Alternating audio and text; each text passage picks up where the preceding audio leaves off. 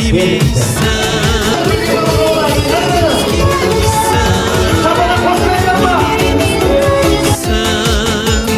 Құдай қосты біздерді, жақсы жаман демейсің, тек жақсылық дегейсің.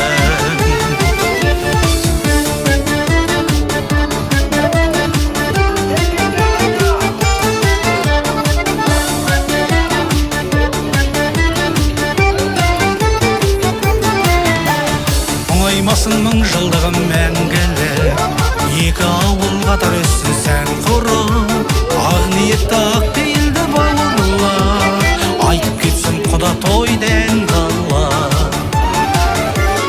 Келегеміз кеңейсін, немереміз көп. Екі ауылымыз арлы, екі ауылы жақын болса, балдарымыз аман болсын, көрген ұрпақтарымыз қызын көрейік, өзімді құда болайық. Енді бәрінде сондай жақсы қоныс сыйлаймыз, сіздерге өзімді құда боламыз, байырғы баларымыз бар, достарымыз, көршілеріміз, сырлас, өмір спорттан жігіттеріміз бар. Бәрінде қош келмесіңдер. Ал құдалар қош келмесіңдер. 1000 жылдық құда, 100 жылдық еудей. Соған сай, екі жағымыз бір-бірімізден балдарымыз жаман болсын, дендері сау болсын, бақытты ғұмыр шектеріміз. Құртты қонақ болыңыздар, аман жүріңіздер. Сіздерде де осындай құрметті дастархандарыңызда болдық.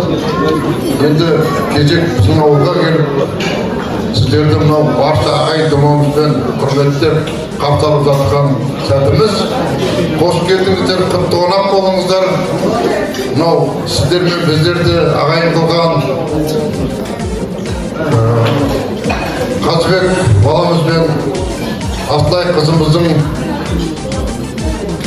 рахмет оғарға, біздерді осылай ағайын қылып, араластырып, құраластырып, таныстырып, бүгінгі той, сол тойдың жалғасы болып жатқанына. Қатты бір қол соғыңдар беріңдер. Енді адам баласының тырымсыз тірлігі, әсем әлпейі, қазыналы қызықтылығы болары анық. Соның ішінде өмірге келіп, әке болып, ана болып, өздерінің қарапайым еңбектеріменен Орекең ағамыз азаматы болса, Ұлмекен жеңгеміз азаматшасы болып, ұлды ұяға, қызды қияға қондырып, жапырақтары жайылып жатыр, өріс келіп жатыр. Бабаларым баяғыдан біледі, берік болсын босаға деп біледі. Бас киімді қадірлеген ағайын, өріктерін жоғарғы реттеп, міне көкеміздің шаңырағында дүбірлі тойдан тоғысып жатырмыз ағайын. Біздің 17-ші ауылда, жаңа кіші ініміздің қолында Сырымжан деген келе алмай денсаулығына байланысты сәлемін айтып жатыр екен. Сәлемді толықтай құдалар қабыл алыңыздар. Сіздер танисыздар, білесіздер, дәмдес болып жүрсіздер. Осыған дейін де біздер бір-бірімізді шақырды, болмаса шақырмады дегеніміз жоқ. Қандай қызығымыз, тойымыз болса да бірге араласып, міне 1000 жылдыққа аяқ басып бара жатырмыз. Ата-ананың, ағайынның бағына бір шаңырақ ортамыздан көтеріліп тағы да бүгінгі күн қуанышқа кенелді. Құдалар менен ағайындардың екі жағда сыйластыққа сырласуға тұралар, сынды шақта мықтылығы құдалардың сыналар. Төрімізге қош келдіңіздер, жаңа құдағайлар мен құдалар делінген ағайын. Құдағайлар, қадамдарыңыз құтты болсын, төрден алған орын 1000 жылдыққа ұлассын, жақсылығымыз жарассын.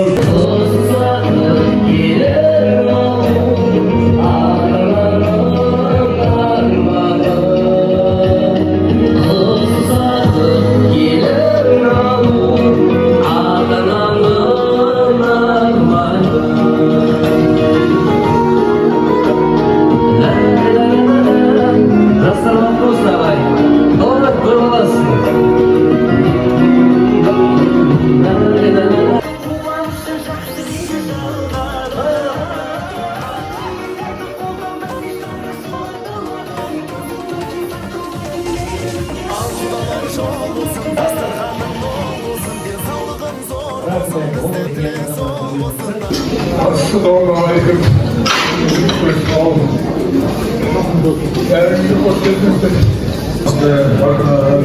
Президент апам келетін уақытта осы біз бастан бері бірге қосып отыр екен. Өте қуаныштым. Мына ескертіп отқанға Енді мына бүгін өне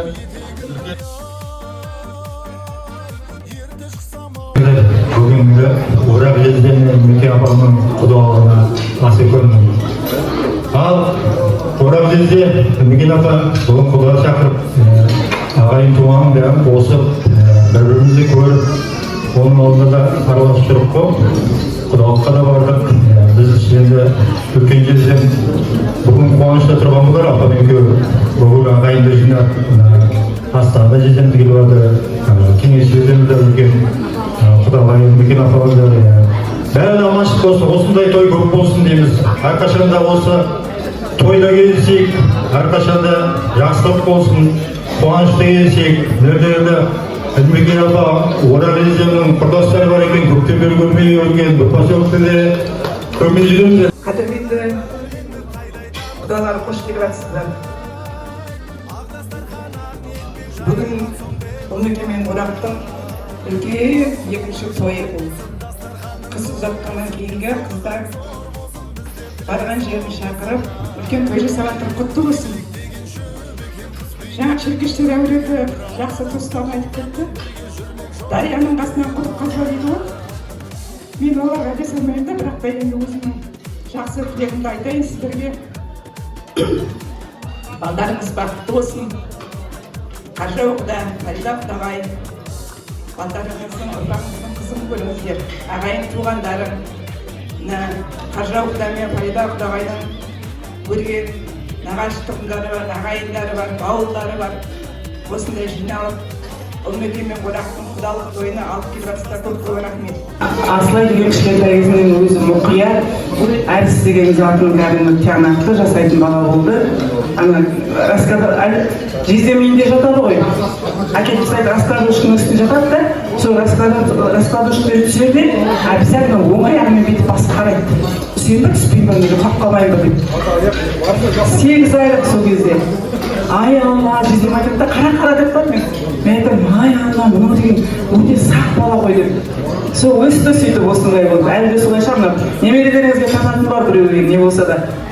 Бақытты болсын балаларым, әр уақытта жақсы күндерде кездесейік. Еліміз аман, жұртымыз тыныш болғай. Сізге рахмет. Деніңіз сау болсын.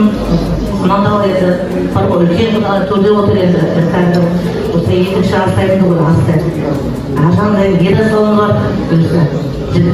Жүстат соның тойын көрейік, соның тойында келсек, бәрі босып жасап отырған. Алла өзі. Жақсы келмесін. Біз келшіміз. Майында құдалар келген құдалар ондар тойы болсын, балдар бақытты болсын, екі жаққа бірдей болсын, үй учаскесінің жұлдыз, екі ортасы алтын көпір болсын. Ауыр тексереміз, эмоцияны шығарып орнымыздан тұруға болады. Бүгінгі арнайы шеркештер тойында әкемізді сыйлап келген қонақ бар ма?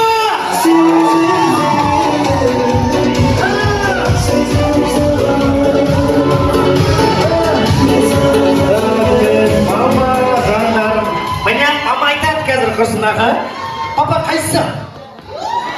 Анау жоғарда тұрған үлкен құдағайым Мария құдағай. Мария құдағай, келші ортаға! Мария құдағай, кел! Мария құдағай!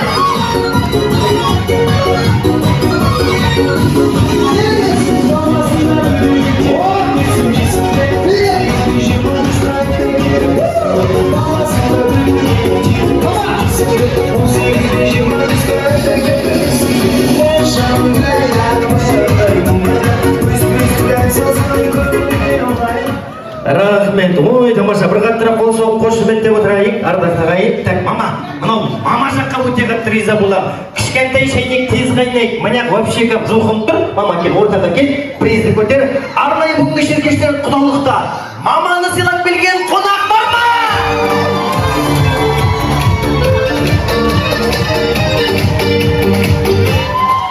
Кім мама? Айгүл апамызға қол соғайық.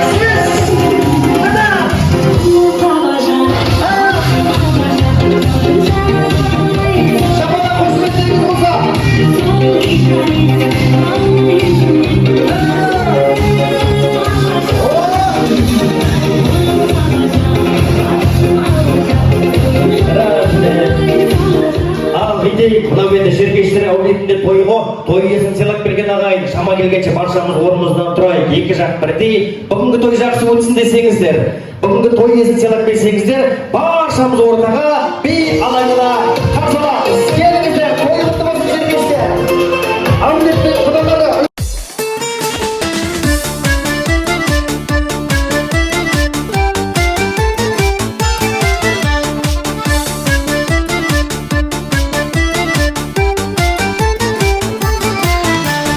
Құдаларым Құдай қосқан осы күн, қосылумен көбейіп қосылуым. Ақ мекенің ақ мекені ақ боз ей адамдар бізге қарай жосылып. Керегеміз кеңейсін, немереміз көбейсін. Құдай қосты біздерді, жақсы жаман демейсін. Керегеміз кеңейсін, немереміз көбейсін. Құдай қосты біздерді, жақсы жаман демейсің, тек жақсылық дегейсін.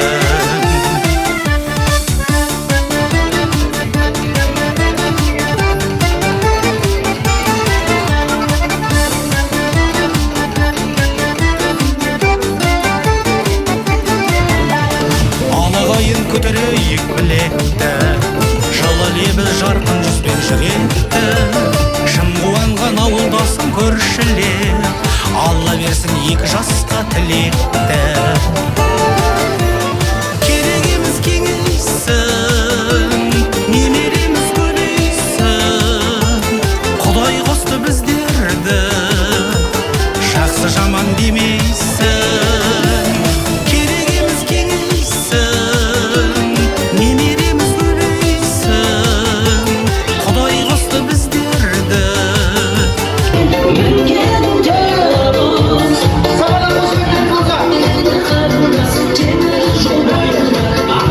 Рахмет. Қош келдіңіз. Қуаныш құтты болсын. Кім болып келеміз? Әулетті күйеу баласы. Молодец. Өте тамаша тойды көтеріп жүрген күйеу баласына қалай қол соқпайсыздар ардақты ағайын? Ал күйеу баласы кіммен биледіңіз? Құдашаны беремін. Құдашамен биледіңіз ба? Өзіңіз білесіз ғой. Ал енді Құдашаға бір қаттырақ қол соғайын. Ортаға шақыршы келші. Ал құрметіміз приз дайындап қойыңыздар. Ал кім жақсы білейді, сол қалады шама келгенше. Бүгін де осылай тамаша тойымыздың төрінде шаңырақтың күйеу баласы және де Құдаша. Сөз музыка.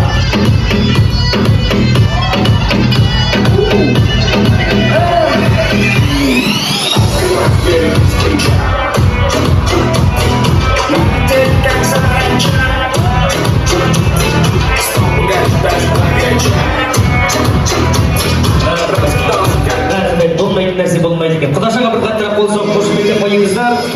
Ал бидейік, осы әулетте 18 пен 64 аралығындағы, күйеуінен қорықпайтын, жақсы білетін жеңгелерден бар ма?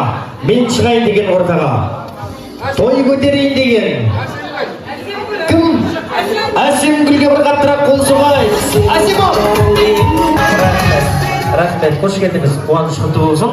Мынау, Әсемгүл өз еркіңмен келдің бе? Рахмет, мынау енді қуаныш құтты болсын. Кім болып келеміз әулетке?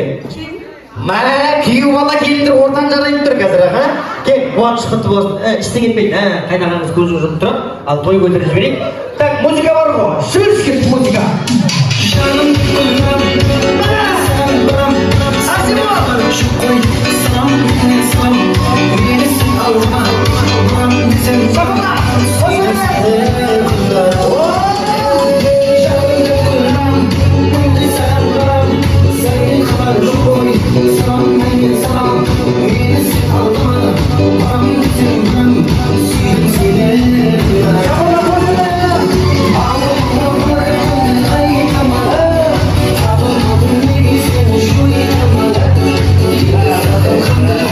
Өте тамаша бір қаттырақ қол соғып қошып бітіп отырайық ардақты ағайын. Келіңіздер,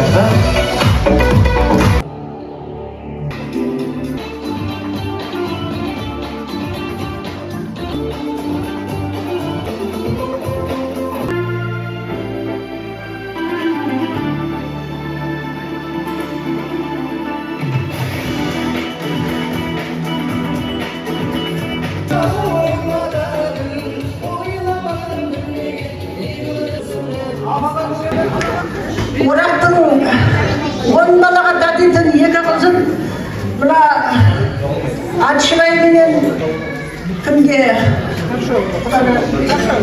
Қаржауыдаға бұйырған екен. Алла тағала келінің жақсы болса мың бақыт, балам жақсы болса бір бақыт дейді. Сол бақытты келіндерімізбен ғұмыр кешейік, ұзағынан болғай. Алла балдарым бақытты болсын, ұзағынан болғай, немерелері бол, қызығына киеліп атамын. Hürmetli Kuda bärinde hoş geldiniz. Bugün Orak Kuda'nın ummetin Kuda'nın Kuda hoş bärinde son Kuda'da boğullar. Көбейіп жатыр. Құтты болсын, құдалықпайымыз мың жылдық болсын. Мына тәтішай бүгін құрмақ құтты болсын, балдар бақытты болсын. Қуанышқан ұзағынан болсын, балдар бақытты болсын, алақандарым ағылысқа толсын.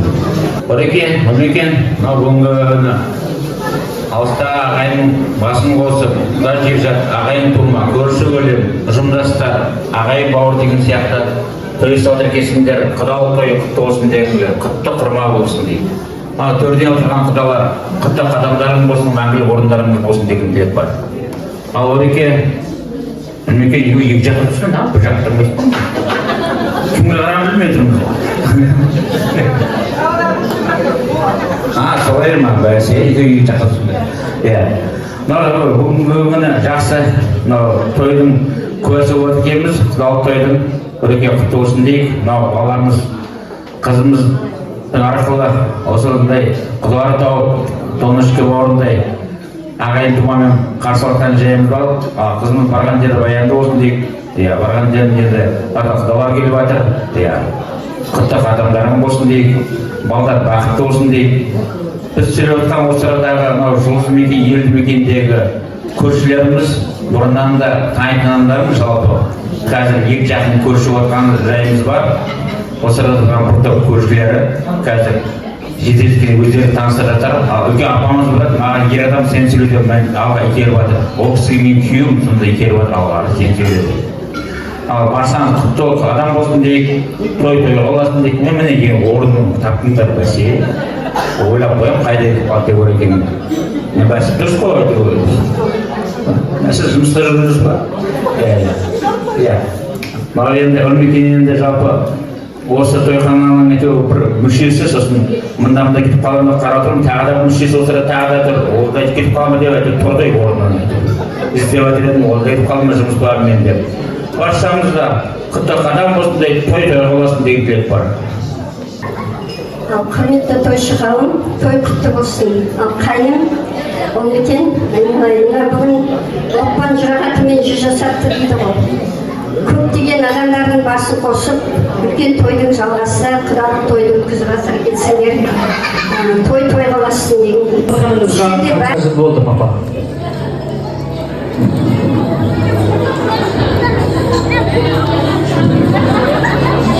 Мені папаға қиын сұрақ. Мама білет, мама қанша жыл болды? 34 жыл. 34 жыл тұрған мама папаға қол соғай.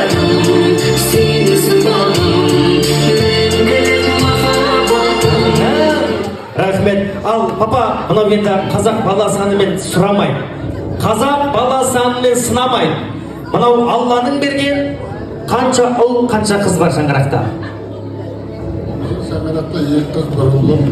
2 қыз, 1 ұлға бір қаттырақ қол соғып қошеметтеп қойыңыздар. Рахмет. Мама, үлкеннің аты? Іңкәр қыздарыңыз осы жерде бар ғой. Ал іңкәр қыздарыңызға бір қаттырақ қол соғып қошеметтеп қояйық. Қайда? Келіңіз, төрге келіңіз, төрге. Іңкәр қыздарыңыз.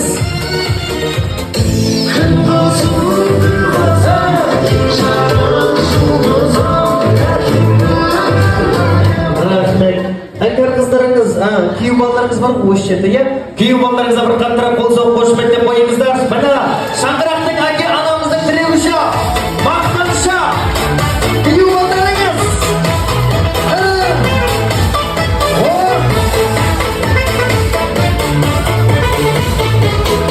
Ой, тамаша. Мынандай осындай күйеу баланы қайдан таптыңыздар, өте тамаша позитивді ортаға билеп шығады кәдімгідей, қуаныш құтты болсын. Одан кейінгісі мама?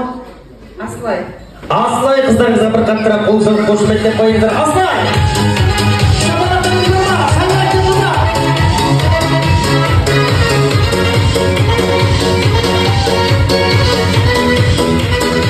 Рахмет. Асылай кімнің қызы, мама? Папанікі, сіздікі? Сіздікі. Қазір тексереміз. Асылайдың туған күні? 25 январь. Молодец! Мамасының қызы екен, бір қаттырақ қол соғып қошеметтеп қойыңыздар. Одан кейінгісі? Ерасылға бір қаттырақ қол соғып қошеметтеп қояйық. Ерасыл!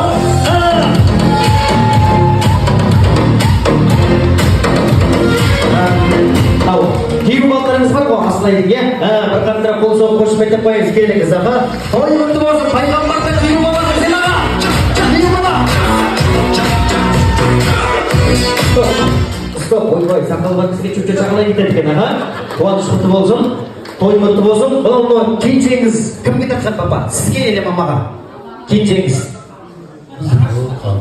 Сіздікі ма? Ал кенжеңіздің туған күні? Папам өтірік айтады, көрініп тұр. Ағында сондай, қай күні? Декабрьдің 23 екен. Папа құтта енді декабрь екен біттір, ничего страшно. Так, өзінен сұрайды, кімге тартқансың? Папа или мама? Мама сен дүниеге келген. Папа енді әкең кімге тартқансың? Мама. Сіміна, басталды мұн жеді, көлес басталды. Папа не болды? Бала кімдікі болды? Мамасы біледі ғой. Мамасы біледі ғой. Бір қаттырақ қосып етті отырайын. Иә, молодецсің. Балалы үйден балалы жатпайды дейді, шындықты айтып қойды, кенжекті кәдімгідей. Бұл үйленбеген? Бәсе настроение күшті ғой кәдімгідей. Қуаныш құтты болсын. Так, бетейік, мынау мен неге шақырдым? Өйткені міне әке анамыз құдалық жасап жатыр ғой, ол бақыттың байлығы. Жиған тергені ұлықты ұлдары мен қылықты қыздарымен мақтанады. Келген құдалар шаңырақтың ұл қызын көрсін деген ниетпен. Әке анамыздың мынау жиған тергені көзінің ағысымен қарасы бар байлығы ұлдары мен қыздары. Дұрыс па? Дұрыс болса қол соғып қошеметтеп қойыңыздаршы. Міне Аллаға шүкір сіздерді өмірге келген. Қанаттыға қақтырмай, тұмсықтыға шоқтырмай, әкең мен анаң осы күнге дейін сендер үшін адал қызмет етіп. Әкең сен үшін маңдайынан тер төккенше, менің қызым оқысын, тоқысын, аяқтансын деп. Анаң сен үшін түн ұйқысын көріп білген. Барын шашқан, балаларым аман болсын деп, сендерге осындай құдалық сипатқан әкең мен анаңның арқасы. Мама, папаға ризасыз ба? Ризамыз, бәрі Ризасыз ба? Риза болсаңыз барыңызда әке анаңыздың мәртебесін көтеріп, келген ағайынның алдында әке анаға деген махаббатыңды көрсетіп, барып қаттырақ құшақтап бір сүйіш. Біздер қол соғып қошеметтеп отырайық. Шаңырақтың тұңғышы. Сезіле шаршағаның ағау жанарыңнан.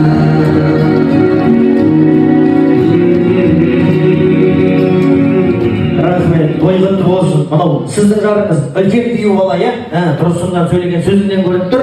Так, кетейік, мынау енді екінші ата енеңізді. Мынау енді атаңызды ата дейсіз. Енеңізді мама дейсің бе, или ене дейсің бе? Апа дейсің, махаббат апалатпай қоймайды қойды. Мынау енді қазір риза болсаң, барда атаңыздың қолын алыңыз, енеңізді өтірік болса да бір сүй енеңіз болсын. Бір қаттырақ қол соғайық, шаңырақтың күйеу баласы.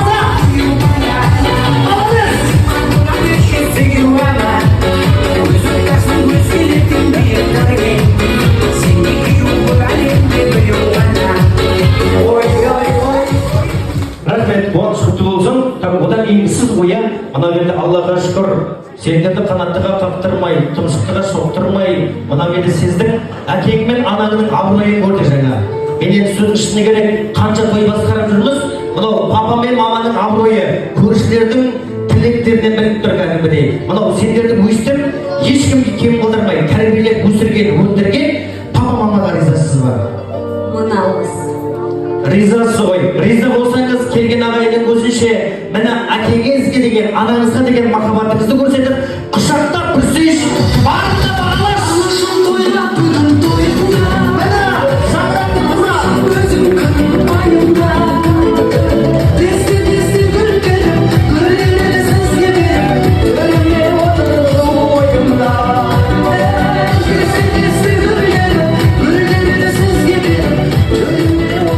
рахмет, қуаныш құтты болсын. Мынау енді шаңырақтың күйеу баласы. Осы шаңыраққа күйеу бала болып келгенде қанша жыл болды? 5 жылдан асты. Мына осы шаңыраққа келіп, екінші атаңыз бен анаңызға ризасыз ба? Ризасыз ғой. Сізге сұрақ қоюдың өзі бір қорқынышты болып тұр екен. Риза болсаңыз барып ырымын жасап құшақтап көрсейші, сөйтіп құтылайық. Bir қаттырақ болсаға күйеу баласы.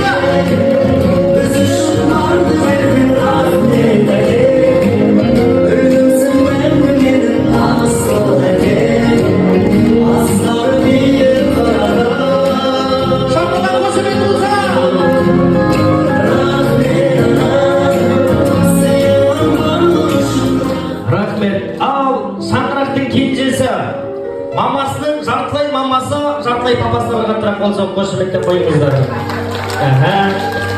Сонымен саған сұрақ, кімнің баласы болдың? Папа саған ашулан, ренжіп алып бір түрлі қол-аяқ дірілдеп тұр. Кімдікі болдың? Сенің өз ойың жоқ екен бір сұрақ.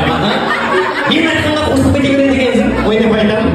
Мынау не болса да өзіңнің әкең мен анаң ғой. Қуаныш құтты болсын, той құтты болсын, Аллаға шүкір. Міне, сен әке анаңды бағала. Өйткені әке анасы бардың басында тәжі болар екен ардақты ағайын. Оны тек әкесі жоқ, анасы жоқтар ғана көреді екен. Мен саған бір ақыл айтқанда емес. Әкенің орны бөлек, ананың орны бөлек. Әке анаңа рахметіңді білдір. Соңғы рет әкеңді қашан құшақтап едің?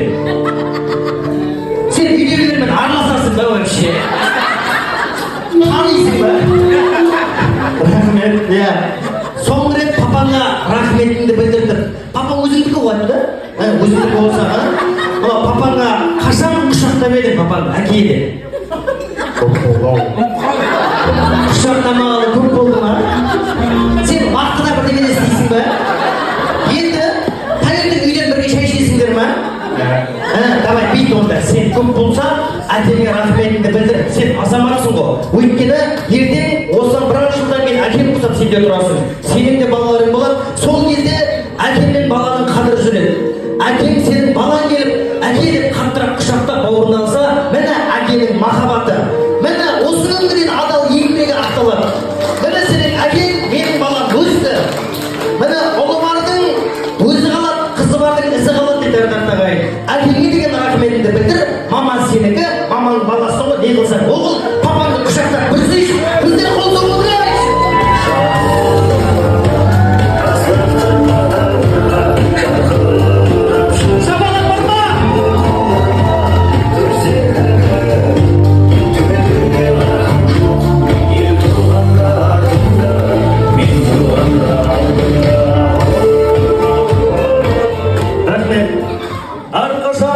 Жақсылықты жақтаса екен, бойына ізгілікті сақтаса екен. Осынау өскен өнген бір әулетті Раббым Алла тіл көзден сақтаса екен. Мына әкеміз бен анамыздан тараған ұл қыздар мұнайлы шаһар Атырау мен Привокзальныйды қаптаса екен деп бір қаттырақ қол отырыңыздар.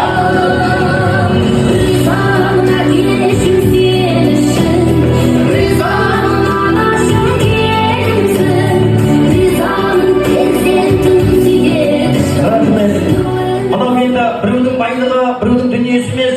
Мен ортаға шақырған себебім әкемнің байлықтарын шақырдым. Міне осы күнге жеткен жетістігі бар байлығы құдалар көрсін деген ниетпен қуаныш құтты болсын. Біріміздің қолымыздан біріміз ұстайық. Міне Аллаға шүкір, әке анадан тараған ұл қыздар, міне той құтты болсын деп қолымызды көтерейік. Біздер қаттырақ қол соғайықшы.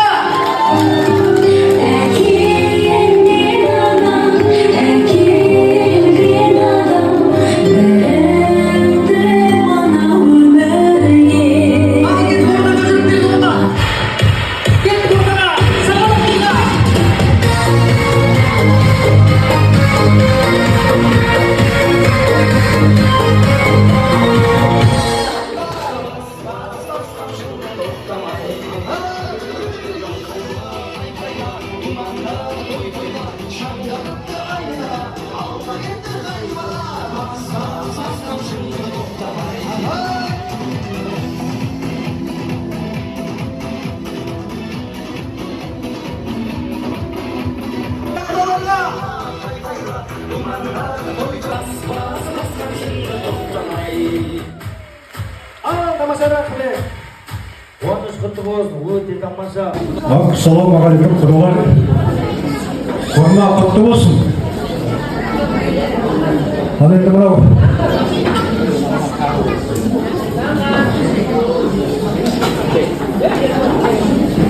мынау құдалығымыз құтты болсын. Құдалығымыз мұңызды қаласын. Балдарымыз бақытты болсын. Еліміз аман, жұртымыз тыныш болсын. Балдар бақытты болсын.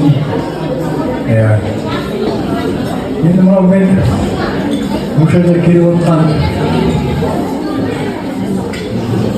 делегаттарды таныстырып жіберейін. Сосын жайлап дұрыс айта беріп кетіп кетеді. Мына жерде енді үлкен ағам Жаңбырбек аты, есімі Жаңбырбек.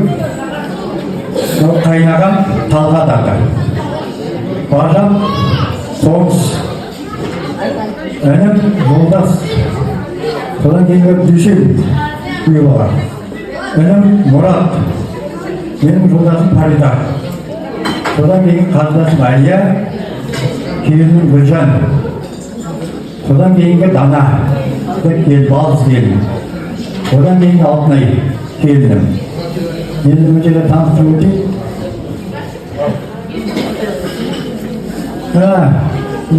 Мәриям, мынау мен өзімнің қызым. Келген іште. Мынау енді апамыз, Нәсип апам. Ол Фаризаның апасы. Қайнапам бия. Қайнапам. Содан мен тұрған Майға деген бұл да қайнапам. Қоныстың жолдасы. Одан кейінгісі Нәсіп деген апам, немере апам. Одан кейін тұрған Құдағай, Рысты Құдағай. Жолдастың енесі. Одан кейінгі Мұраттың енесі Сара деген Құдағай. Наға шілгем Гүлбашын ағы. Ал енді мұны осындай делегациямен келіп жатыр құдалыққа. Рахмет, жақсы қылып қақылып алсындар. Құдалығымыз мұңжылыққа аласын дейміз ғой. Қазақ айтады, қазақтың адамы. Алты оғлан болса, ауылда айтады. Төртеу түгел болса, түгел егіледі. Айтқандай құда ағайын тұманың бәрін жинап, бүгін көрші көлем, дос жаран, өзім деген адамдардың бәрін жинап, осындай үлкен сарайда той жасамас.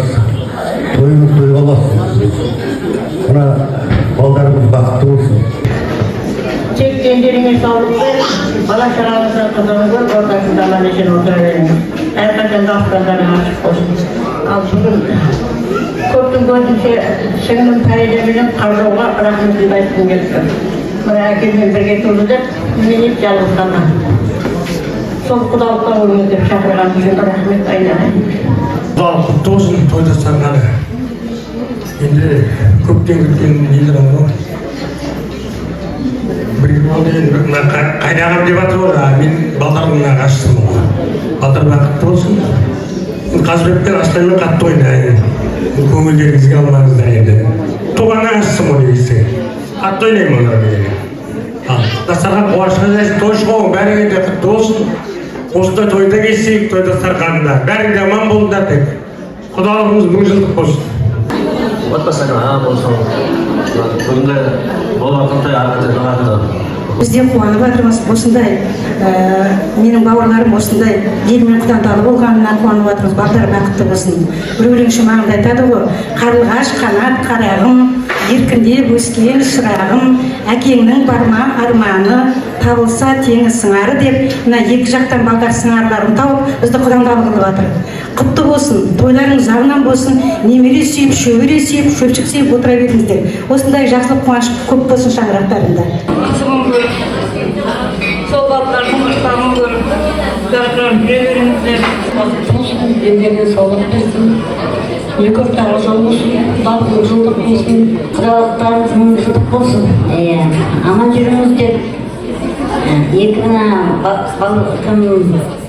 баламызбен келінімізге Алла тағала қуат беріп, бақытты ғұмыр өтсін. Солардың алдында әке мен ананың орны бөлек. Көрген балдар алмасын. Ал бұл құлақтарың бұл жылдық болсын. Ең бастысы екі бала бақытты болыпсыз. Сіздерді екі жақты қуанта берсін. Құрметтеріңізге рахмет. Аман есен болайық, деніміз сау болсын. Әрқашанда осы жастықта қуанышта кездесе берейік. Қабыл алыңыздар, алған бергенде еш нәрсе жоқ. Мынау енді келген ниеттеріңізге, пейілдеріңізге шеркештер үмбетінің сый-сияпатын табыс еткенді жөн көріп жатырмыз. Ал қош келдіңіздер, шаңырақты келіндері, жеңгелеріміз болса. Ал мынау енді келген құдаларымызға көп созбай, әдеттен озбай, сый-сияпатымызды табыс еткенді жөн көріп жатырмыз.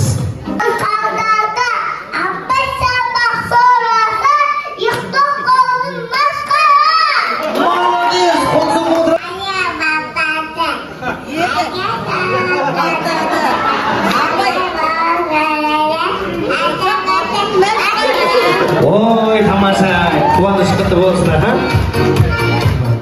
Құрметті той шағауым, бүгінгі енді сәбилердің тақпақ айтып жатқан, өлең айтып жатқан енді біз енді осы әулетке Іңкәрдің нағашысымын, Астайдың нағашысымын, Ерасылдың нағашысымын. Енді екі мың доллар берейін екеуіне.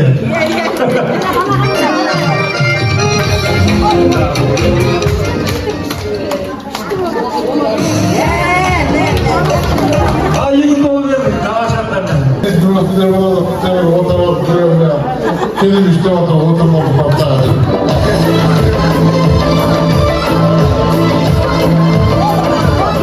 Рахмет. Мынандай бүлдіршіндерге қалай қол соқпайсыздар, рәсімдерімізді жалғағанды жөн көріп. Құрметті құда-құдағайлар, бүгін құдалығымызға қош келіп жатсыздар. Алған төрлеріңіз, орындарыңыз құтты болсын. Құда-құдағайларымыз дайындаған сый-сияпаттарыңызды табыстауға рұқсат етіңіздер.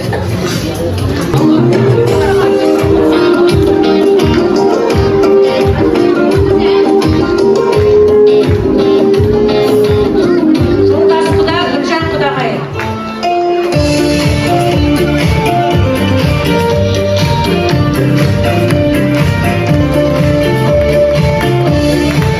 Гүлбаршын құдағай.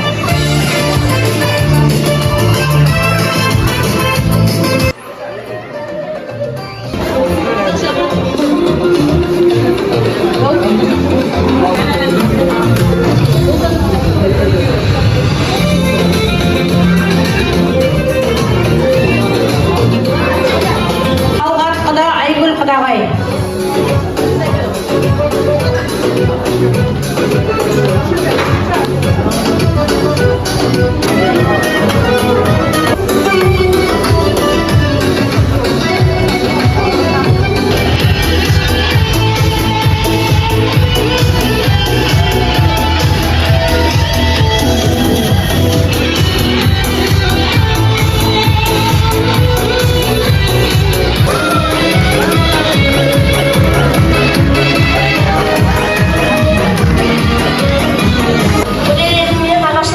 Нағашы атамыз бен нағашы әжемізден сыйлықтар.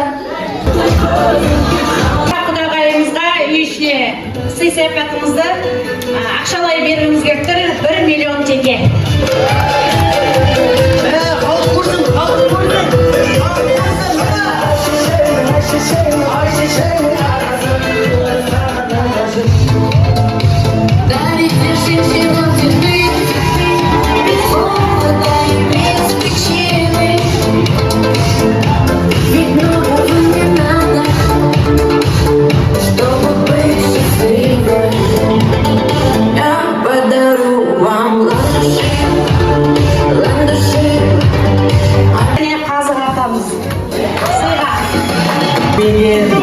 Не деген сыйластық ардақтағай. Мама, қуаныштарыңыз құтты болсын.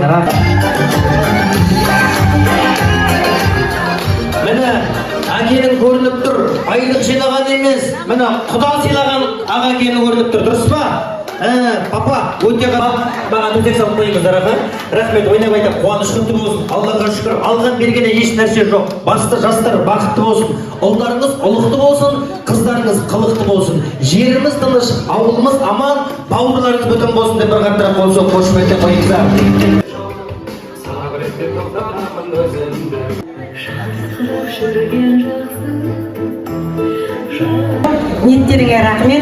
игіліктеріңе келіңдер. Енді мен мына балалардың шашбауын көтеріп келгесін керемет әнші емеспін, бір ауыз өлеңімді айтайын. Аман есен жүрмісің құдаларым-ай, ән салып билейтін талайын бар-ай. Әнімен өлеңімен сәлем бердім-ай, жиналған осы жерде құдаларға-ай. Құдаларым-ай, құдағайларым-ай, мен бүгін сіздерге арнап ән бастадым-ай. Мама кетпе, түсінген біреу болса келіп қалар, шифонда болып қалармыз, рахмет, қуаныш құтты болсын. Өнер сатылмай бағаланады ғой. Жақсы өлең айтып жатыр. Алла сізге қуат берсін.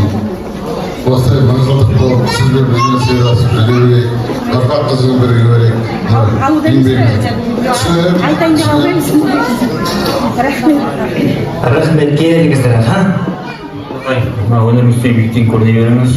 Орекеме өнекен бір топ көрілген атаңызға сеніңіз қабыл алыңыз. Осындай құдалықты көтеріп отырсыз біздің досымыздың көп рахмет. Әр уақытта жоғарыда көрмелеріңіз деніңіз сау болсын. Рахмет болды. Құдаға өнерің үстіне болсын. Осындай деп ойларды ән айтып жүреді. Ол өте тамаша ән орындаған құдағайға бір қаттырақ қол соғып қошеметтеп отырайық. Сөзі де әні де өзінікі. Ал келіңіздер. Ал қуаныш құтты болсын, той құтты болсын, жастар бақытты болсын. Мынау енді құданы құдай қосады дейді. Бүгінде осынау тамаша қиылықтай нығыз, бауырдай бауырмашыл болсын деген ниетпен мынау бір-бірлеріңіз ұсына қойыңыздар, жақынырақ келіңіздер, біздер қол соғып қошеметтеп отырайық ардақты ағайын.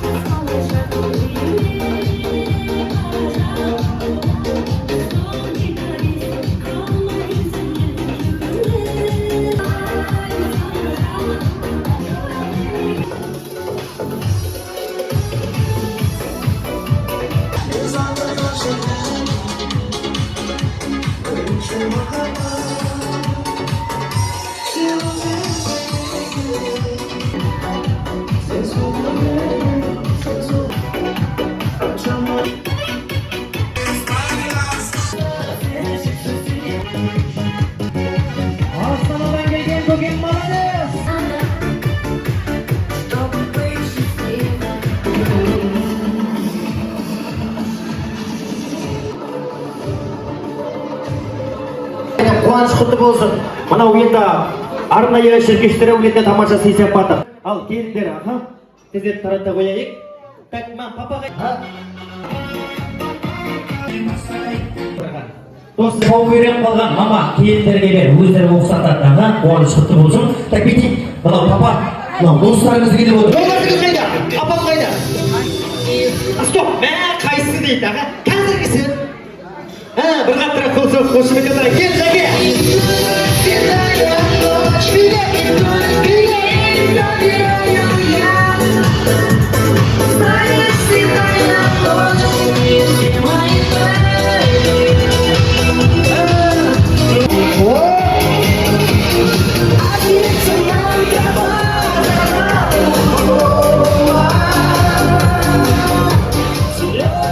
Енді көке, мынау рұқсат етсе, мына бүгін арнайы алыстан ат терлетіп келген, мынау Астанадан келген бауырыңыз бар ғой?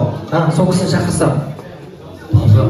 Мақсат ағам, Әбіт Баса, Әліматчик, Қайнапам, Зеймен, Қозым.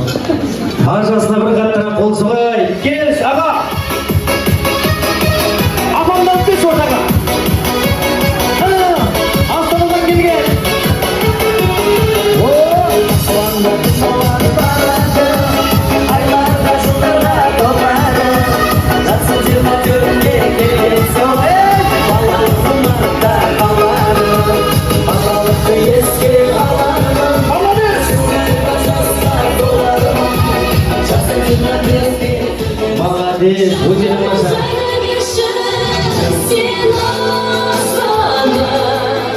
Рахмет. Так, 3 пар болды, 3 пар болды. Папа, манияқтар, так, жаңадан келген құда-құдағайлардың арасынан әйелімен келген құда-құдағай болса, келіңіздер ортаға. Әйелімен келген құда-құдағай, келіңіз құда.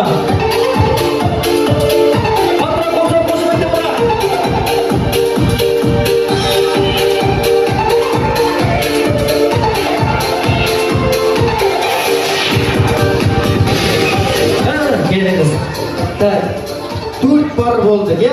4 пар болды.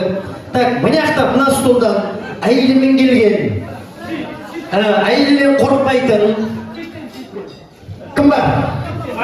Келші, ағам келді мына жолдасыма.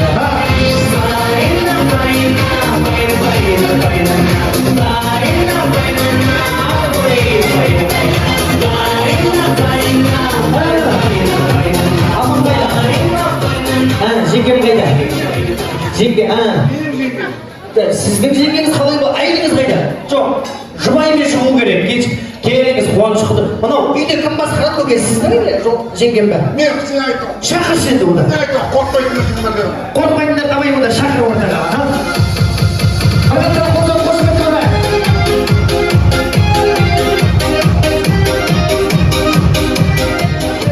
Бетейік, бұра тойға мен шығайын деген, әйеліммен келдім деген қонақ болса, ортаға давай келіңіздер. Ешкімді мұқатып кемсітпейміз. Мынау біреудің 30 жасы немесе үйлену той емес. Бүгін мынау құдалармен танысу, білісу жайы болған соң, салиқалы, саналы, семьясымен келген адамдарды ортаға шақырып кетті.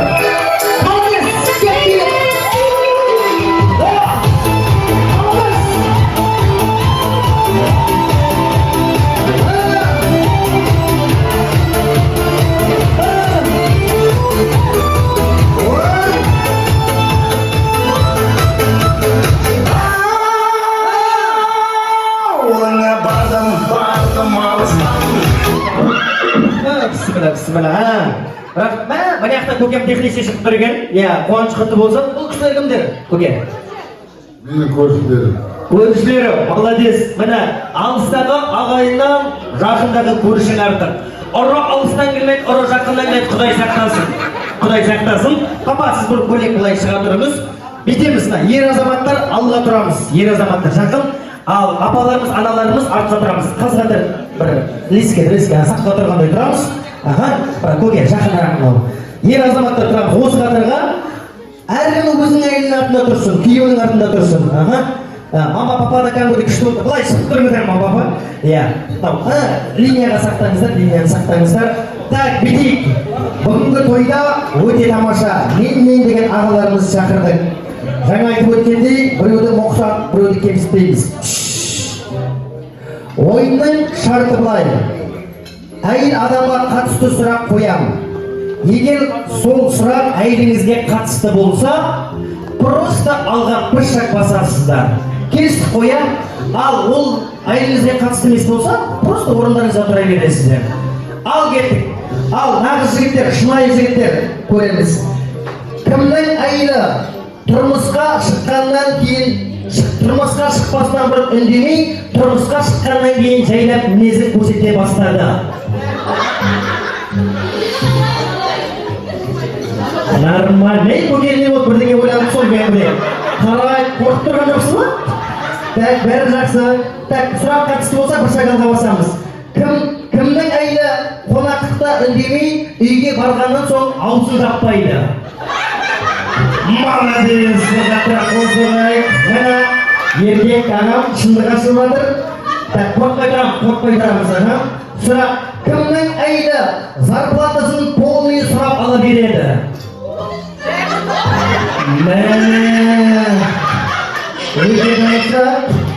Ал келесі сұрақ, кімнің әйелі қонақ келгенде тез үйде жинайды?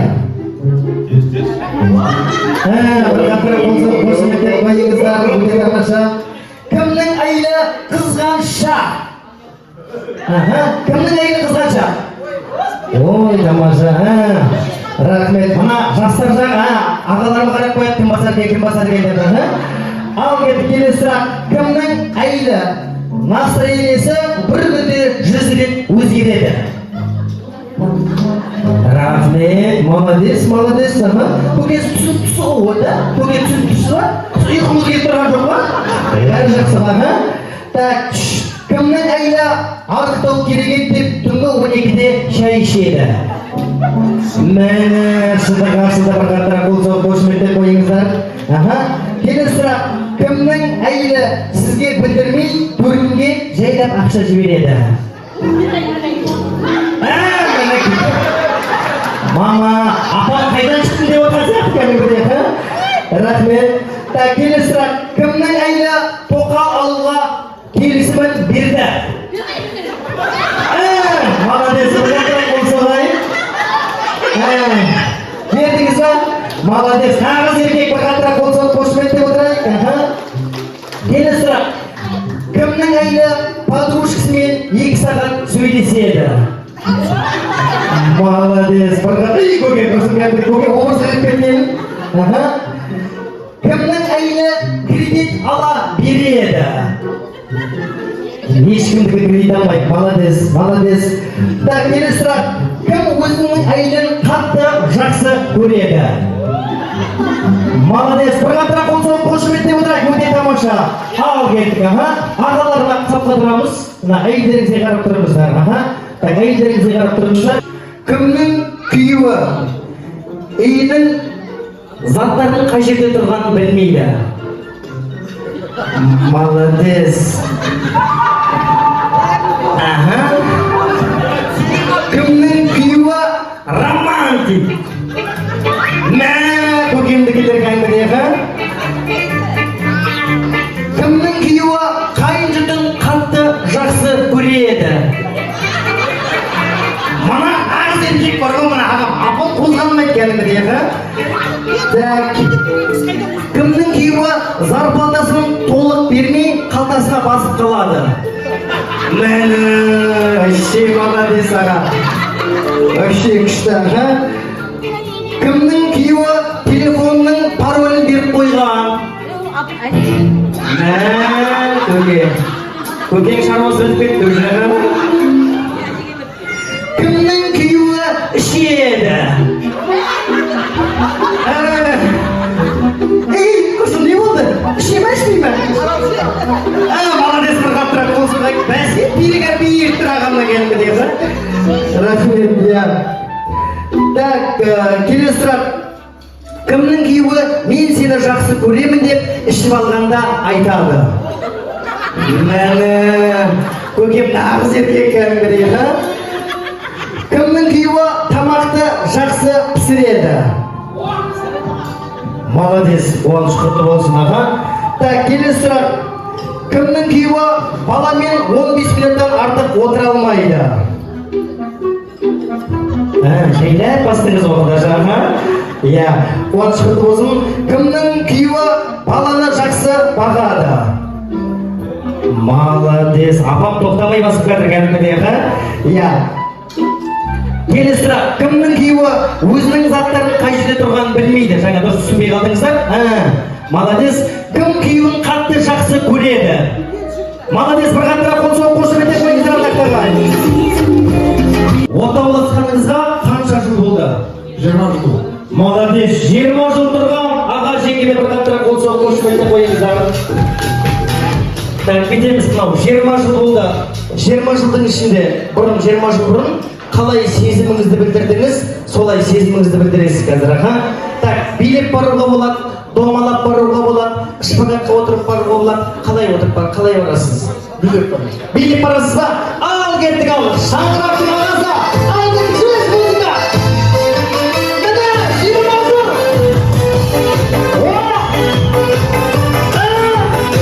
Ағам мен апам оңай аяққа сол аяқ екен, бір қаттырақ болса қошеметтеп қойайық. Өте тамаша, Рания, 20 жыл. Так, құда бола, қош келдің. Отауласқаныңызға қанша жыл болды? 6 жыл болды, новичок, устрош. 7 жыл? 7 жыл, аға.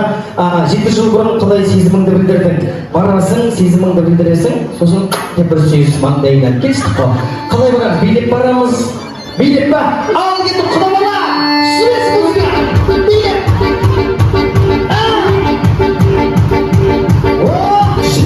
Шабала бұзға!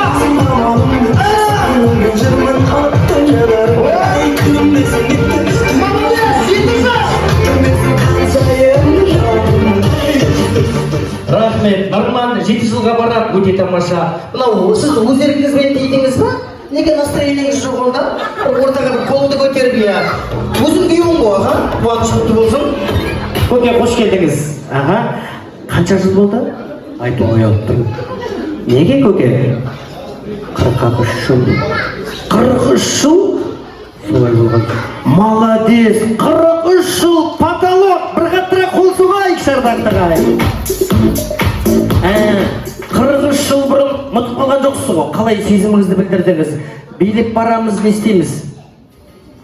Мен өлең айтып барам.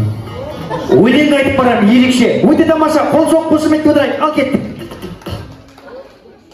Жастықтың қызығын бірге кешкен, шығарма тұрайлы күндер естен.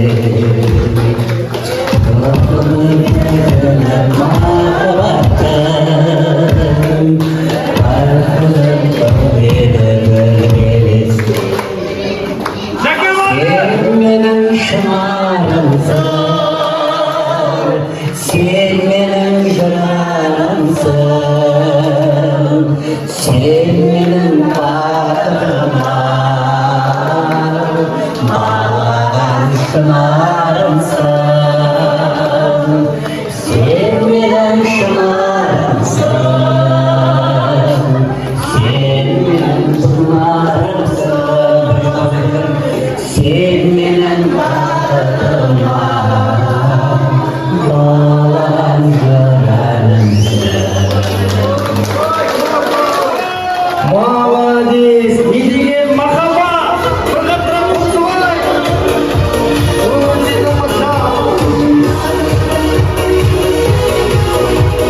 Өте тамаша, мынау жастарға үлгі болатындай аға. Өте өнеріңіз бен жолыңыз күшті екен. Бір қаттыра қол соғып қошеметтеп қояңыздар. 43 жыл аға. Қуаныш құтты болсын. Мынау енді Астанадан келген ағамыздың бажасы. Қанша жыл болды? 40 жыл. 40 жыл, молодец. 40 жыл бұрын қалай сезіміңізді білдірдіңіз? Билеп, өлең айту. Билеп ғой, просто мен өлең. Есть красивая девушка, сама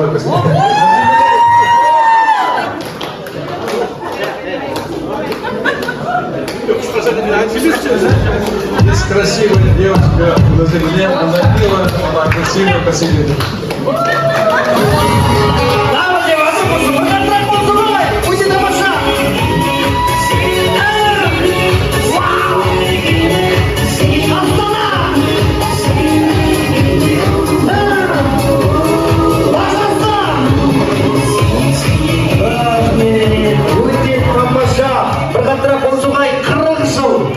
Рахмет, көке. Қуаныш құтты болсын. Неше жыл? 30 жыл. 30 жыл. Неше отырасың? Нормально 30 жыл. 30 жыл бір әйелмен тұрып ешкімнің қолынан келе бермейді, көке. Мынау енді қандай сезіміңізді білдірдіңіз? Тікесінен барасыз. Билемейсіз. Өлең айтпайсыз. Тікесінен барып тікесінен алдың ба? Ал кеттік ал. Бір қаттыра қол соғуда. Кет, көке.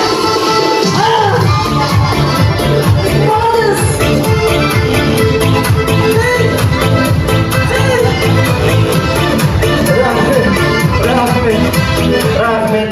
Мама, сіз алып ішіп кеткен жоқсыз ба? Солай сияқты ғой, бір қаттыра қол соғып қошеметтеп отырайық, өте тамаша. Рахмет, көке, молодец. Қуаныш құтты болсын. Қанша жыл? 36 жыл. 36 жыл. Так, қалай білдіреміз сезімімізді? Мен білдірем бәке. Ақпатша, мен сені сүйемін. Махаббат па? Стоп. Так, Ақпатшам сізді сүйем дейді. Сіз қалай жауап қайырасыз? Ей, қой құрсын дейді. Енді стоп. Шілей енді махаббат емес болар. Дұрыс па? Махаббат па? Айтсал. Жаным сені сүйем дейші, мәз деп домалап кетсін ана жерге. Жаным сені сүйем.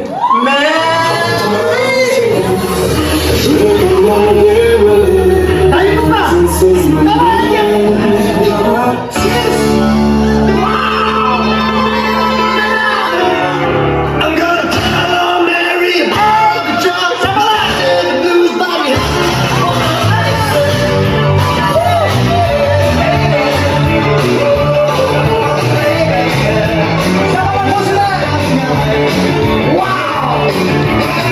Just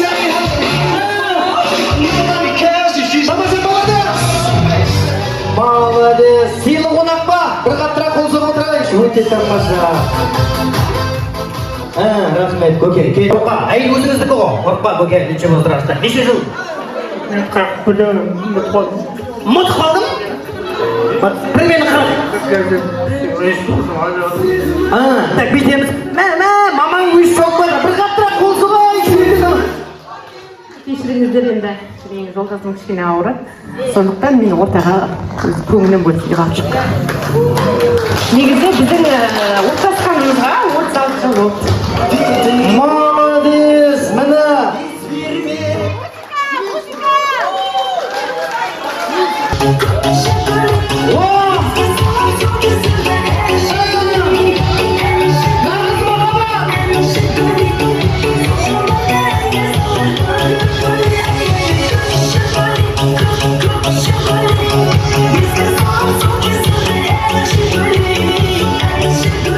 Рахмет, қол соғайық шымын.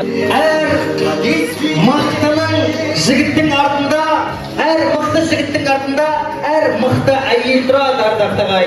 Міне, махаббатын сезімін білдіріп жатқан 36 жылға бір қаттырақ қол соғайықшы.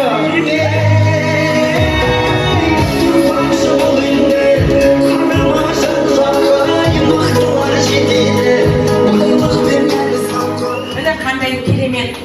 Қазақтың әйелдері мықтылығын көрсетті. Аман қош көкем, сенің шауып барып азаматыңның бірлестігінің жоқтығын білдіртпей шауып жүрген сендей. Әй азамат, әй азаматша осындай болсын. Ай, тамаша, бір қаттырақ қол соғайықшы.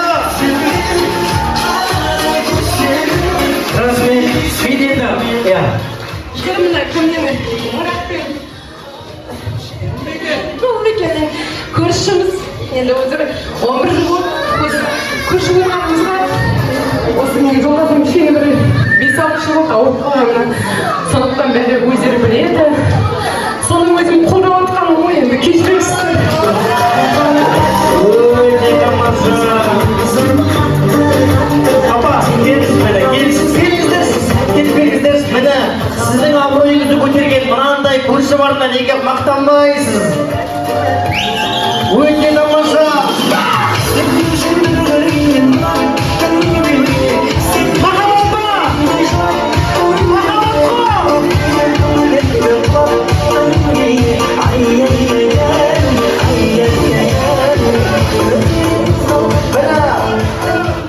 Мен осындай әке анадан үлгі алуға міндеттімін. Өйткені жарына адал, балаларының сүйікті алтын құрсақты анасы. Дұрыс қой ардақтағай. Мен енді апа кешірім сұрайын, мен білмей қалдым. Мынау мені сіздердің қуаныштарыңызға бүгінгі арнайы шықтыңыз. Ортаға өзіңіздің жан-жағыңызға сезіміңізді білдіріп құшақтап жатқан сізде үлкен ерлік бар. Ал тойларыңыз құтты болсын, қуаныш құтты болсын, бір қаттырақ қол соғып қошеметтеп жайғастырып отырайық ардақтағай. Міне үлгі алатын махаббат, үлгі алатын семья.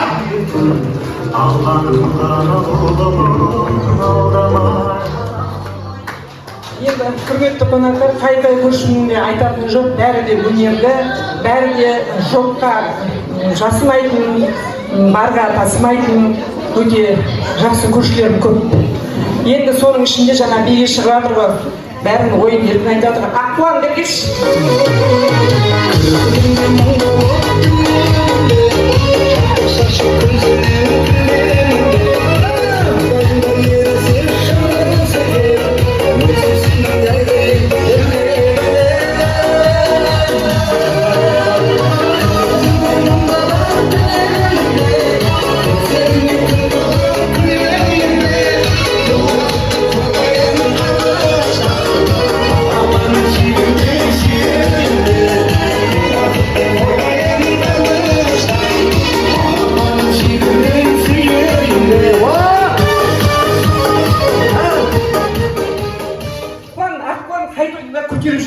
Осылай бар шындығын бойында өте тамаша жігіт.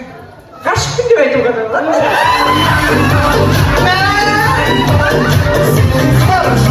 Өзім кетіп мама үйге қайтайық қосыдағы. Осымен ойнап айтамын. Қуаныш құтты болсын. Мына нағыз дос.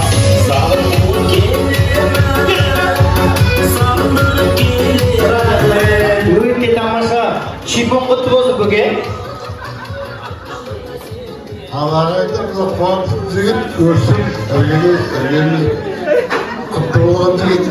Meclis kutamızın bağlısı, jiyeni oldu.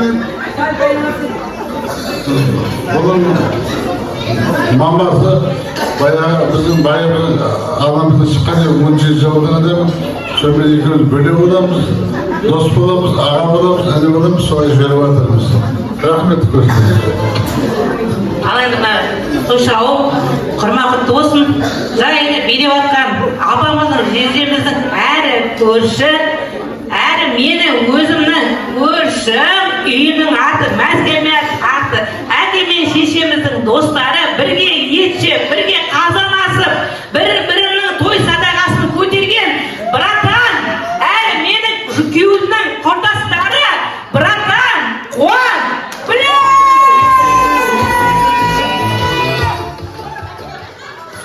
өзімен кетсін, бісміллә.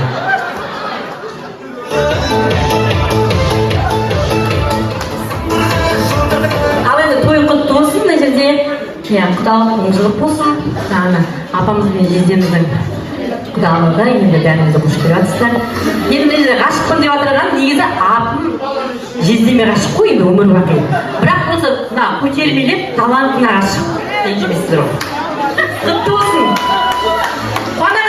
Біздің кровный көршіміз, ата-анамызбен бірге өсіп жатқан көршіміз деп айтуға болады. Осылап тауып кетіп жатыр, мынау мен многодетныймын. Просто көп Рахмет, молодец! Рахмет, енді алға берген тон ештеңе жоқ. Жалпы мына қос қарындасымыз шынына келгенде көрші болып, бірге әке-шешелерімізде көрші болып. Бұл кісілердің мамасы Майгүл дейтін марқұм кісілер біздің осы тойымызда да қуанышымызда да қазандықта жүретін еді. Қазандық қасында тұрады, қасында бір шөлмек кішкене шашып тұрады. Ортада ол кезде үлкен кісілердің тойы, жастар тойы білесіздер ғой. Ана ұлттық биі бар, ортаға алып шығып жүреді, қолда ожа жоқ, бір қолында қазанның қақпағы. Сол сияқты қыздарды sevgiler аман жүріңіздер, оған қуат берсін. Қосақтарыңызды қосағаныңыздар. Рахмет. Рахмет, оңай тамаша. Құда-құдағайымыздың достары 40 жыл біргеміз деген жақсы етіп ән сыйлаған. Ол кісінің атын айта алмаймыз, қайнағамызбен аттас екен. Сол кісіге берейін деп едім құдағайдың атына. Ой, тамаша, қуаныш құтты болсын, ата-ата. Келіңіз.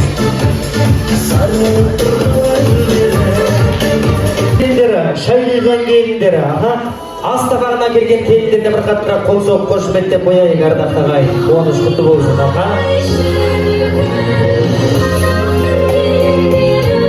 Шай келген келіндері, астағаға келген келіндер келе қойыңыздар. Енді келген құдалардан арнайы сіздерге жолдау бар екен. Келіңіз, аға. Шайымызда ертеңінде дәмді болып. Мен енді жаңа біраз енді сөздің мәнісі бар, мынау жұбайын сыйлап білетін арнайы ортамызға шығып, жолдасының осындай жағдайда болса да мен ортаға сүйреп шығарғанына риза болдым.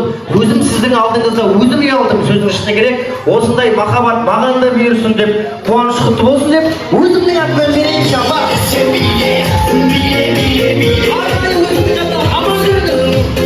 Қуаныш құтты болсын, ардақты ағай, той құтты болсын.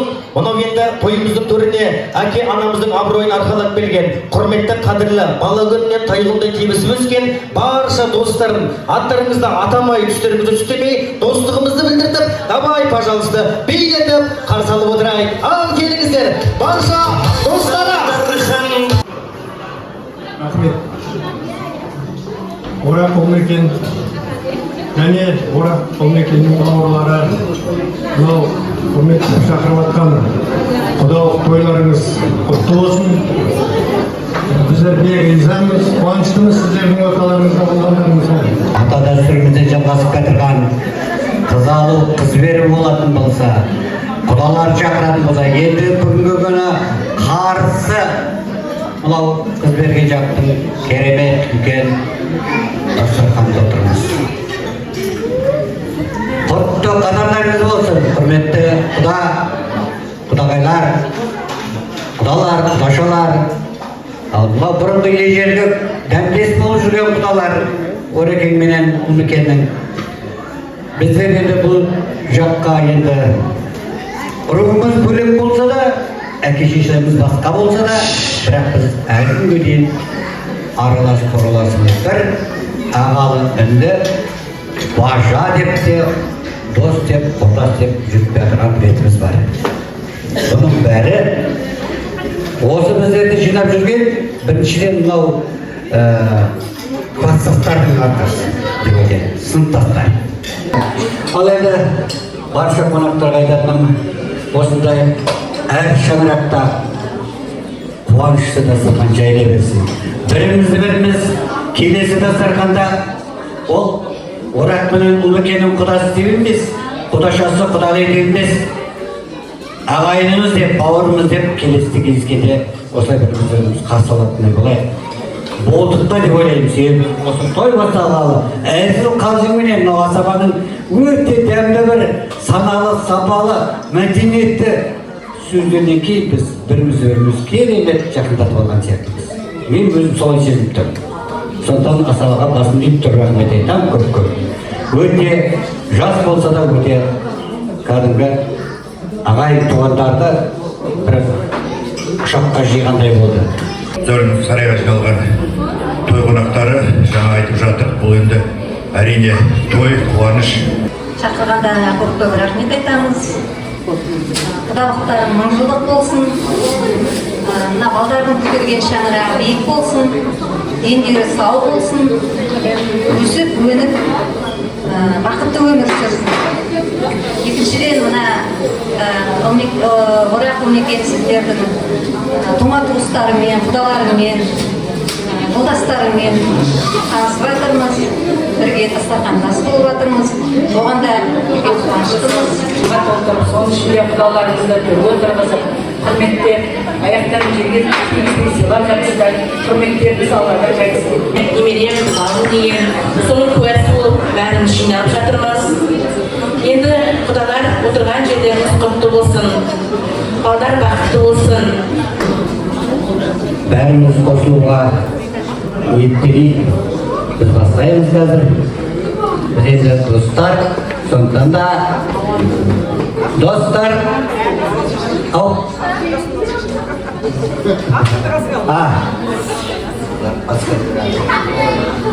Сіңеміз асырып. Бірге тойла, бірге кезген, жалындағаны жашадым. Талай қызық күлкі кезген, айдасындар достарым. Бірге достар, жүрсін қайда, біргеде ой жанымыз. Еске алысып осындайда, ешір қайырымыз. Еске алысып осындайда, ешір қайырымыз.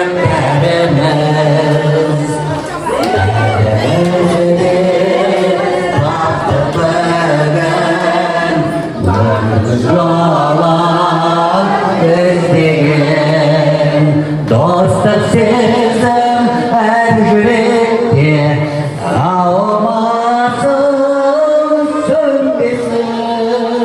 Бірге достар, жүрсін қайда, біргеде ғой жанымыз. Еске алысып осындайда, ешір қайырымыз. Еске алысып осындайда, ешір қайырымыз.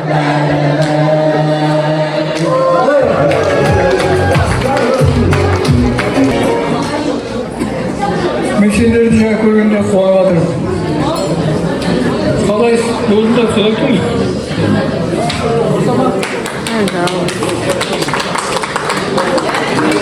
Дендер сау, намша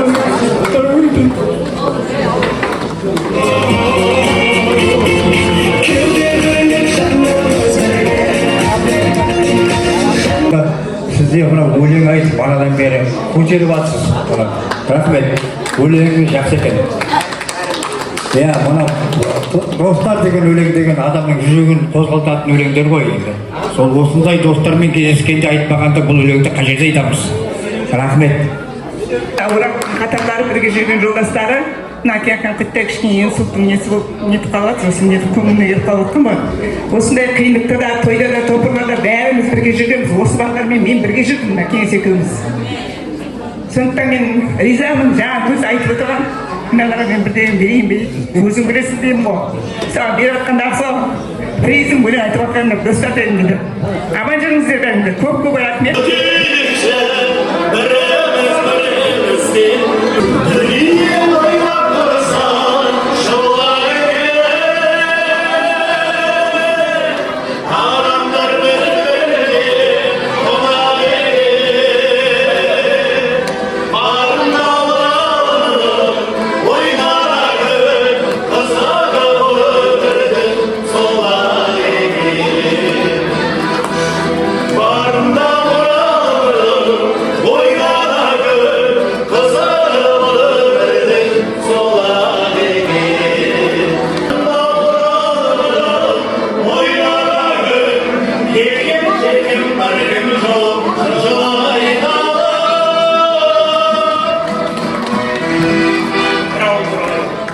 Ай, тамаша, бір қатырақ қол соғып қошеметтеп қойыңыздар.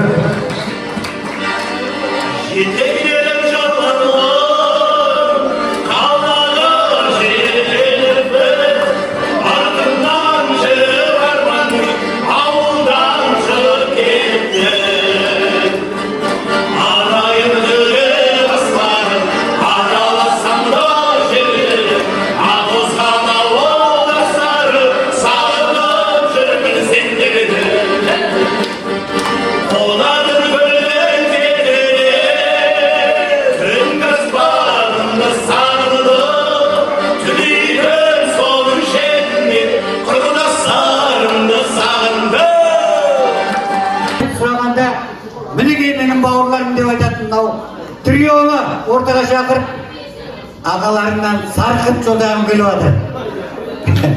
Мен де осы қонақтардан алған сарқып істемен көрісіп келіп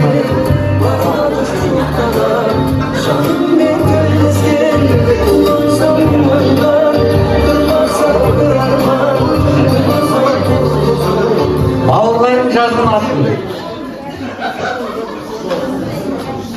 Құдалар, мынау өлеңдерді істеп тұрсың, құда. Мынау тіреуі деп өлең айтып жатсыңдар, керім қылып. Мынау айтатын еді. Өнерлерің енді дами берсін, шабай беріңдер алға қарай. Осылай тек халықтың сүйікті адам болыңдар.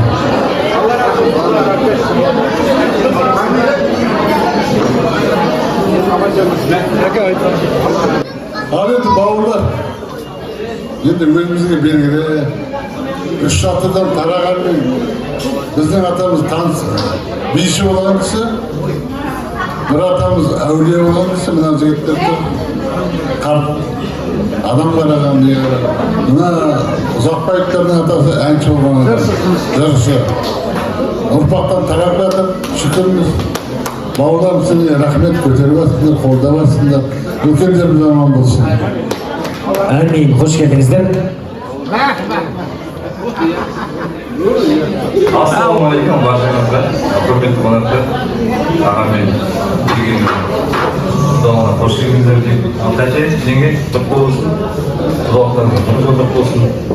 Ассалаумағалейкум, қош келдіңіздер, апай жіздерінің машина.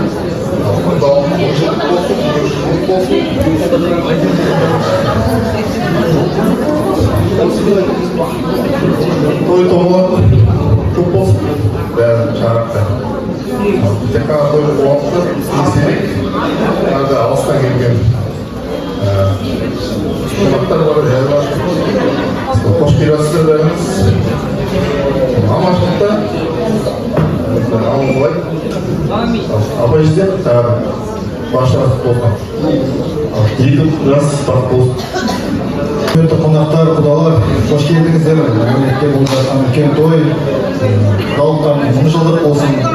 Құдалар адамдарыңызға гүл берсін, әрқашан отыратын жерлеріңіз тек төр болсын, үйлеріңізде той болсын тек. Аман жүріңіздер. Жайған дастарханға қош келіп жатсыздар. Ал көке, жеңге, дастархан тойғаныңыз құтты болсын, жауын жылдық болсын, тек аманшылықта болса, дастарханда кездесіп Саламатсыздар. Бүгін апа жерде асайымыздың құдалығы деп үшіншісінде дайындалған өте сәтті өтті, өте қуанышты өтті. Бұл жерде көтеріп жатырған апа жездердің достарына, көршілерге, ұжымдастарына, ағайын тумаларына көп рахмет.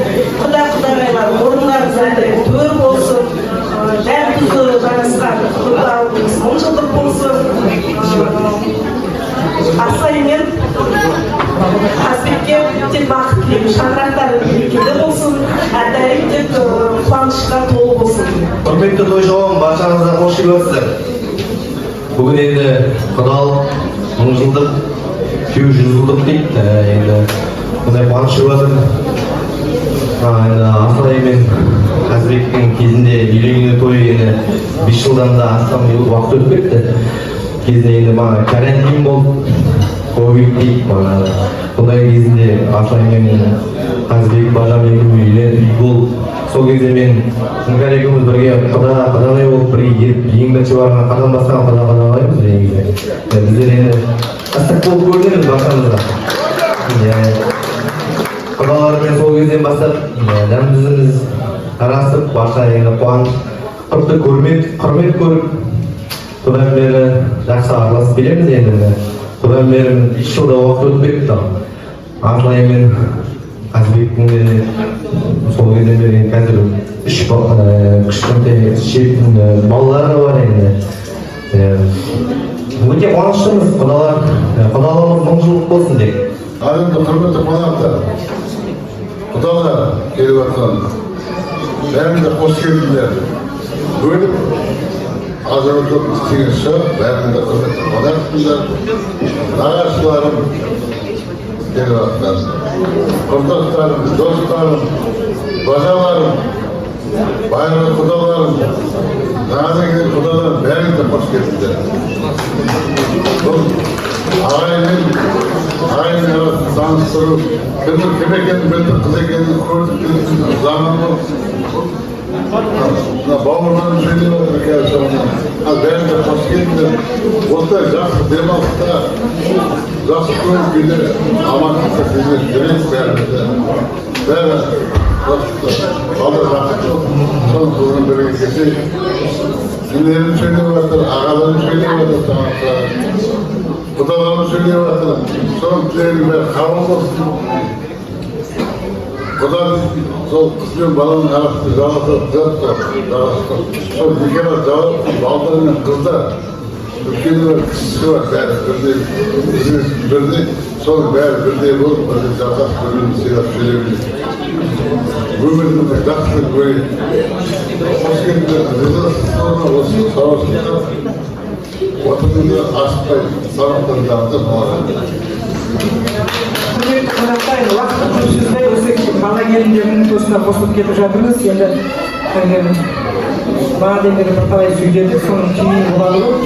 Енді айтатыным, құдалар енді 1000 жылдық құралайды деп айтатыны 100 жылдық бала болсын. Мен енді Қазбегіме өте ризамын құдағайым. Рахмет, басында кішкене өзім несібетін толқып қалай болады деп. Мен қатты ризамын. Бір бала туған менен 10 баланың ісін жасайтындай азаматшамын, азаматты өмірге келесіз құдағай. Рахмет сіздерге. Енді осы отырған ағайындар осы менің қуанышымды бөлісіп келіп, бәрі бастан аяқ отырып, көп рахмет бәріне. Құдағай, достар, нағаштарым, құдастарым, коллективім саған мыңда рахмет жоя. Көп рахмет, өзімнің ресторанында шалқып жүрмін, сенің арқаң енді. Мен осылай жүргенмін. Бәріне рахмет айтатын. Тек денсаулық тілеймін. Өмірде денсаулық болса, алмас асылды аламыз, көреміз, жүреміз дегендей. Денсаулық болсын бәріне. Рахмет, қазір мынау енді анамыздың толқу бойынша қайын інілерімізге өлең айтады, иә жас маман сізге сұрақ болсын. Бүгін енді Аллаға шүкір қос бірдей қайныңыз бар екен тамада. Мен өте өзіңіз айттыңыз білем. Бүгінгі той жалпы қалай өтті? Бүгінгі той өте тамаша. Мен өзіме де риза болдым. Аз сөйлеп, көп мағыналы тоже білдіреді. Рахмет. Егер ұнамасайын, бала қайтып басынан бастайық. Рахмет. Ойнамайдан қуанышты болсын. Ал енді ардақ ағайын, міне келген ағайын келген мейманға той иесі рахметін білдірді. Барша бауырлар тілегін арнады. Ендеше осы әулеттің ағамыздың бауыры әсемән арнасын, содан соң ля илахи әмин деп асымызды қайырайық. Келсіз қо. Ал енді шеркештердің ағырбаны. Арнайы асымызға бойынша.